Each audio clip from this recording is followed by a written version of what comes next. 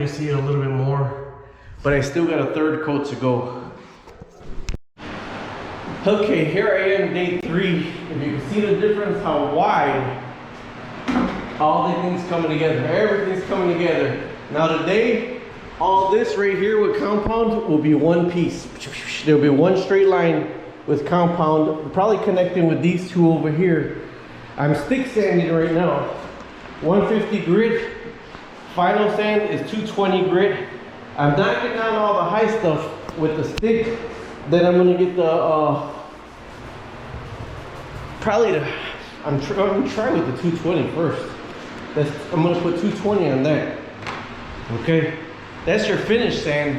But I don't want the electric sander to cut too much. You know, I don't want the electric sander to cut too much. So when you knock down everything, when you got everything knocked down smooth, see lines like this. See that big line?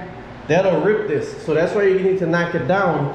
But this right here will show through your paint. So with your, if you want it silky smooth, you gotta knock down those big pieces like that. And when all those big edges are knocked down, your wall will be silky smooth.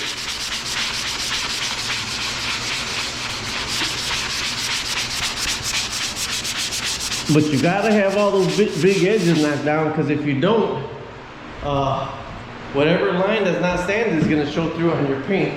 So like I said, you know, I started out the width of it, the width of the piece of tape, then wider, then today's the third coat wider. Now I got quick dry sand. So what I'm going to do is there's little pieces like this that I see it's kind of a big divot where if I just go ahead and sand it, it may or may not work. But the bigger ones that I got, what I'm probably gonna do is just go around with a little piece of compound and fill in every little thing with all the little ones, and then go from there. So see, this don't need to be sanded perfect, but it does, because I always say what you finish off with and what you start off with, that's what's gonna show through on your final. That's why it takes so much time into getting this completely smooth as I can before I do the next coat. Although with your sanding, the tape exposed is not a problem. If you could feel the tape exposed is your problem. So you never want to be able to feel that. Like this one's completely covered, so this wall must have a little lump right here because this one's not completely covered. But either way, the third coat right here is gonna come down and cover all that. All right, so this is the third coat, so this should be my last coat of compound. Although I know after everything's finally sanded, I might go back and just fill in all the little pieces, but we'll see when we get there. Talk to you later. Okay, cleaning up after I finish sanding, mopping, getting everything up from here. And as I'm cleaning up, I got the knee pads on. I'm cleaning all the baseboards. I'm cleaning all the doors. This way I can get 2 good cleanings on everything. This one plus the next one after I sand. And after I finish sanding, I'm gonna use the little sponge and by hand and feather. Everything's gonna get feathered. This little line right here, you'll see that through the paint. One other thing that you can do, I mean, you fill all the spots or whatever, is when you're putting on your primer, use a thick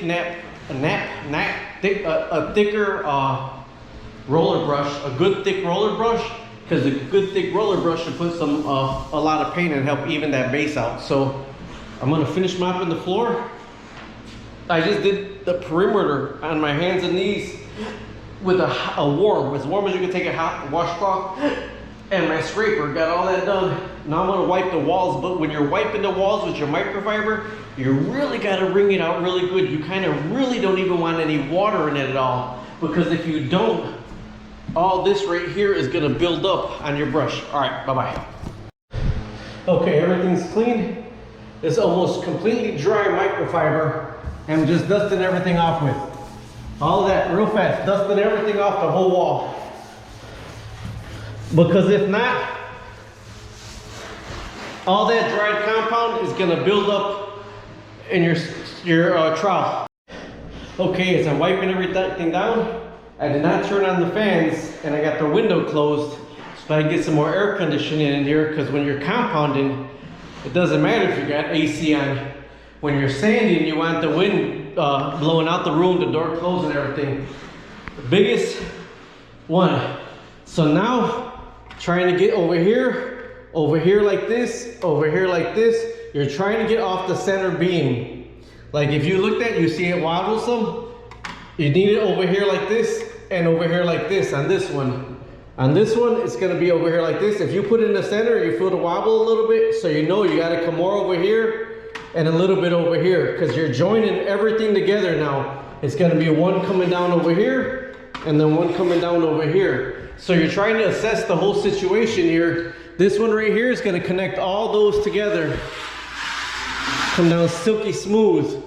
So this one's just gonna be longer, silky smooth. Now this was the cracked wall. So you kind of find out, see? So you're gonna fill in right here, from right here to here, fill all that in. And right here is pretty flat, so you gotta fill in right here to right here. So you're gonna kind of assess the situation. But your whole thing is, where you got these lumps, you want those flat. So I'm gonna do a little bit on there and majority off. A little bit on there, majority off. This one's just gonna be the whole thing down. It's gonna be the last coat, and after this coat, I'm gonna go ahead and stick sand, 220 sand with the circular saw, and then fine tune everything with the little hand brush. So this right here, completely flat. This is flat. See, those are good. Trying to see a real bad one. That was only kind of real bad one right here on this side. And it's not really bad. I just know that in the center of this, if I put this in the center of the tape, there's wiggle room. So you're gonna go off the tape this way and off the tape this way to get it smooth. This is the last one, so make it count. After this one, like right now, technically, truthfully, I could just get the sanding pads and fine tune everything. I mean, it's like really good. But I always do 3 coats because I say you got more sanding room, smoother job. 2 passes in a row, and I missed this one spot on the ceiling. 2 passes in a row I did already. Now I know this side right here is the one that I told you.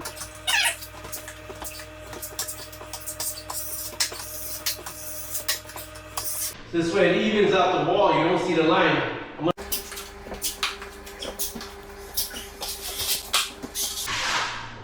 So I'm doing this side and then this side.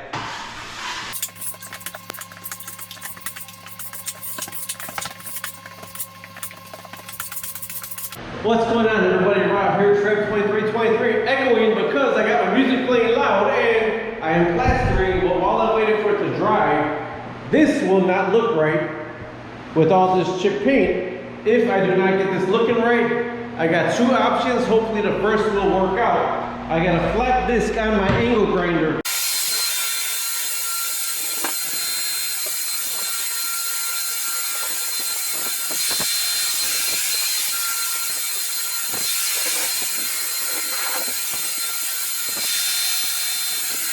Okay, so as I was waiting for the last compound to dry, I went ahead, I sanded the radiator. That's ready to go.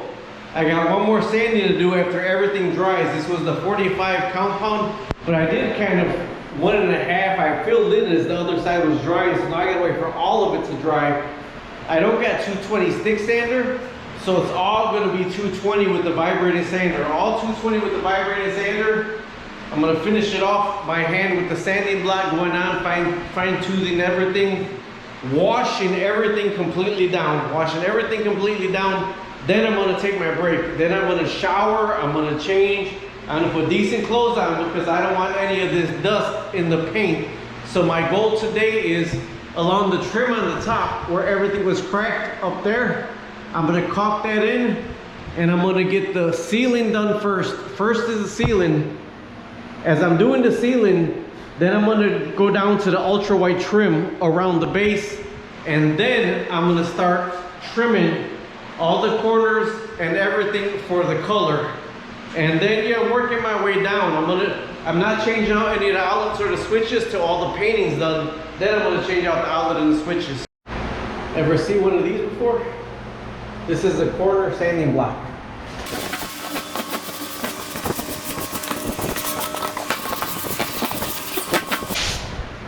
Corner sanding block. Okay, so it started out with a few hairlines. Now this is it. It's ready for final sand. Oh!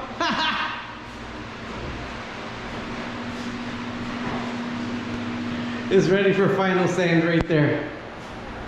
That's why I'm not showering yet. After I do my final sand, then I shower and change. Okay, I got the fan over there trying to dry that off. I want to get some painting today, so what I'm going to start doing is I'm going to start block sanding what I can that I don't need the painting stick for to get this all ready for paint. I'm going to start block sanding by hand right now. And this will all be ready, then I can get that done later. Alright, when I say it happens, it happens. Everything's done. I couldn't figure out what the bubble was here. After I done everything, a bubble came through. Look at that. The paint below is just peeling right off. I don't know why. It's never done that before. Right here also.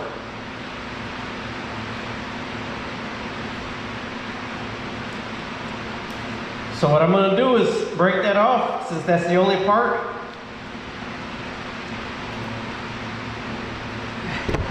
Fast coat, put the fan right on that, and keep going around the rest is, that's drying. Okay, so I'm letting the oopsies dry still. Everything is cleaned, wiped, washed down. Fast dry. Windows, doors, molding, trim. Paint in 20 minutes. Paint in 20 minutes. Let me show you where it's going. Right in there. That's between the ceiling and the trim. Between the ceiling and the trim. By the time I finish around the top, it'll be ready to go to paint the ceiling, but also it's going on the floor in the crack right there.